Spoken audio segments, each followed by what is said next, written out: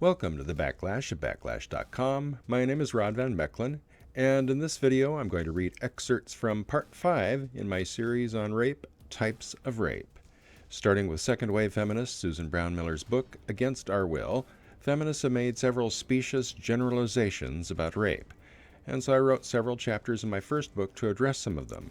Here's the fifth of them, the full text of which is linked below with the sources cited. 1992, Bellevue, Washington, Types of Rape. Feminists object to the idea that the law might not recognize rape within the context of marriage.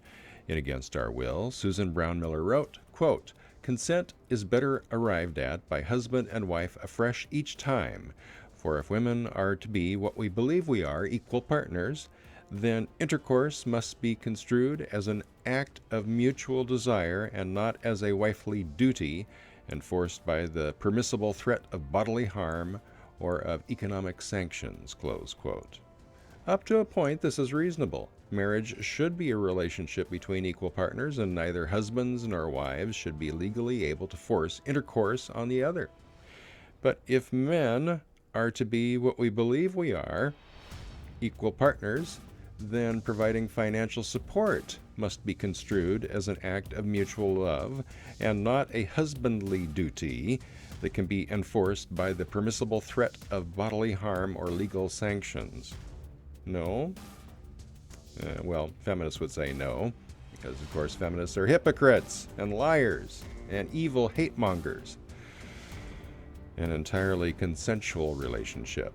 From mating to money, marriage is or ought to be an entirely consensual relationship.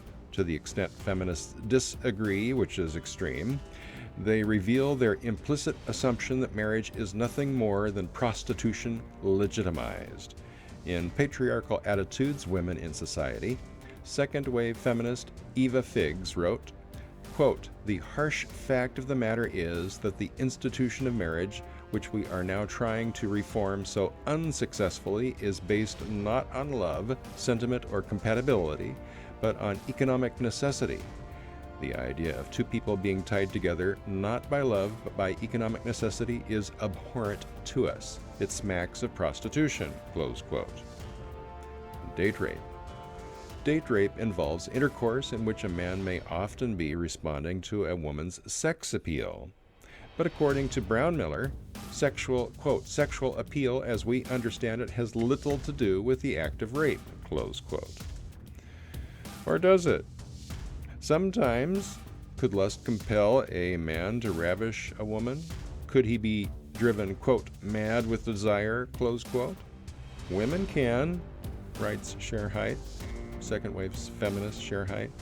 Quote, "The essence of male chauvinism, as it is mixed with sexual desire, is that first the man makes you mad with desire for him, sexually and physically, emotionally, by stroking you verbally and physically, telling you you're beautiful, wonderful, interesting, etc., close quote.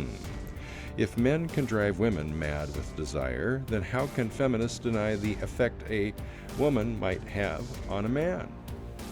Commenting on the effects of androgen injections to treat menopause, second-wave feminist Germaine Greer wrote, quote, "You begin to understand rape. I had tremendous genital tension," close quote.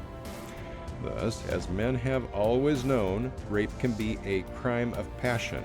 All assertions to the contrary change nothing. Recognizing that rape can be a crime of passion does not change the rape. It's a crime. There's a victim and there's a perpetrator. But there are degrees of difference in crimes that the law traditionally and correctly recognizes. A crime of passion is not in the same class as a crime committed with malice aforethought. Nor should they be treated the same. Where feminists go wrong is in one of the many, many places where feminists go wrong is in asserting that there is no difference, and that a crime of passion should draw the same sentence and social ostracizing as a crime of violence. Unfortunately, by this they may be encouraging more violence. More about that later. That's all for now. Check out the other videos, subscribe to the channel. For the Backlash at Backlash.com, my name is Rod Van Mecklin.